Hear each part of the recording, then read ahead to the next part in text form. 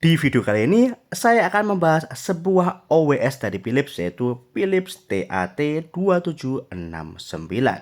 Tanpa berlama-lama, langsung kita mulai videonya.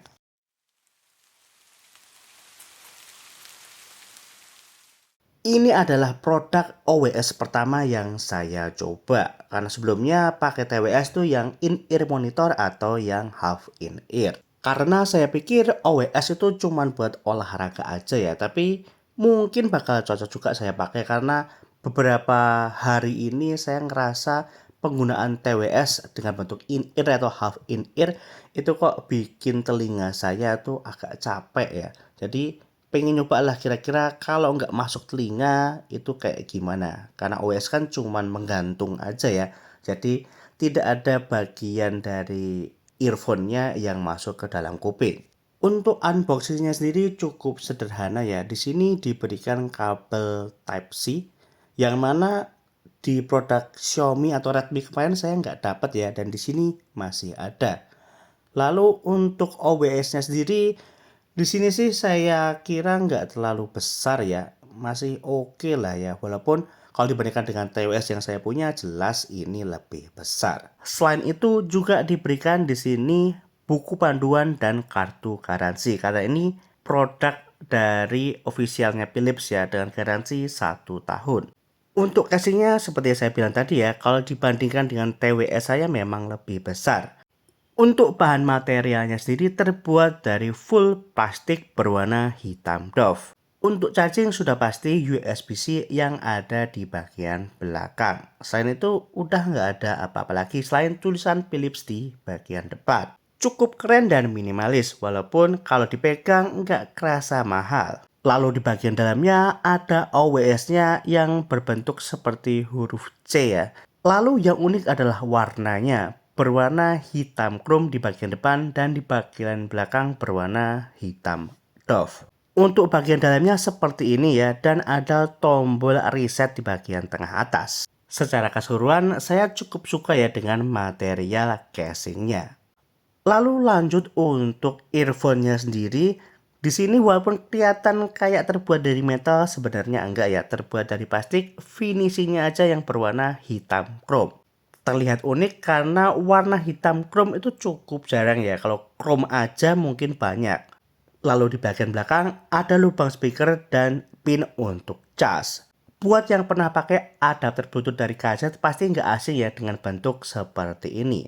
Sayangnya untuk seri ini di bagian pengaitnya itu nggak bisa diatur alias nggak adjustable. Jadi ya mau nggak mau harus difitkan dengan kuping secara manual. Bisa jadi untuk satu orang cocok banget dan di orang lain sama sekali nggak enak buat dipakai karena ya itu tadi ya nggak bisa diatur. Overall itu aja sih komentar saya tentang earphone-nya. Tapi karena ini versi terbawahnya mungkin masih bisa dimaklumi. Dan untungnya di kuping saya cukup pas, hanya perlu sedikit penyesuaian. Untuk speknya sendiri baterainya di 300 mAh. Lalu untuk Bluetooth-nya versi 5.4 yang bisa dipakai untuk jarak maksimal 10 meter. Selain itu, OWS ini juga dilengkapi dengan sertifikasi IPX5 yang mana tahan kecepatan air dan juga keringat.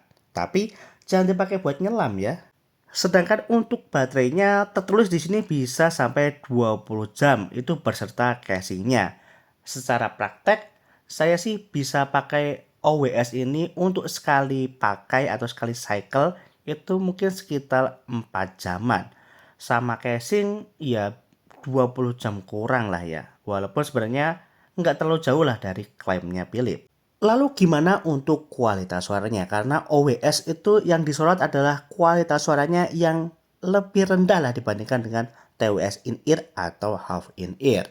Kita mulai dari bassnya, ternyata bassnya cukup oke loh ya. Karena bayangan saya bassnya tuh tipis dan bahkan hilang. Tapi ternyata cukup lah untuk ukuran OWS dan jangan dibandingkan ya dengan in-ear atau half in-ear. Sedikit tips, kalau bassnya mau kerasa lebih punch, lubang speakernya itu bisa diarahkan atau difitkan ke lubang telinga.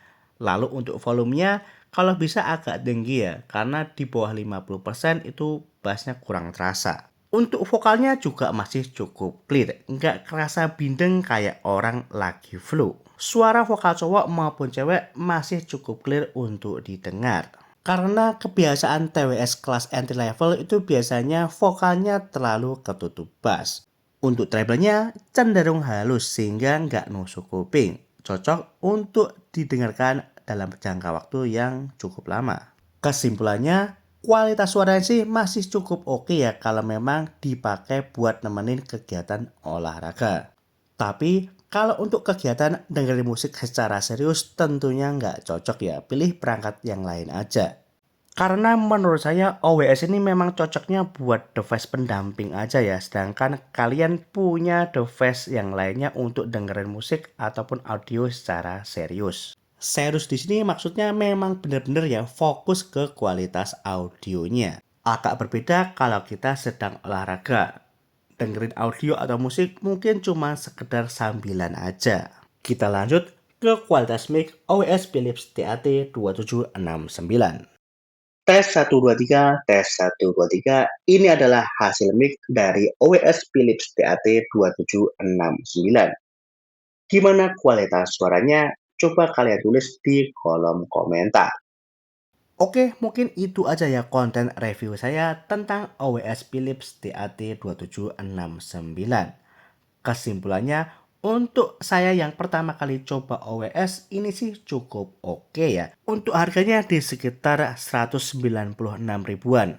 Tergantung kalian sih dapat diskonnya berapa. Bisa di bawah itu, bisa juga di atas itu.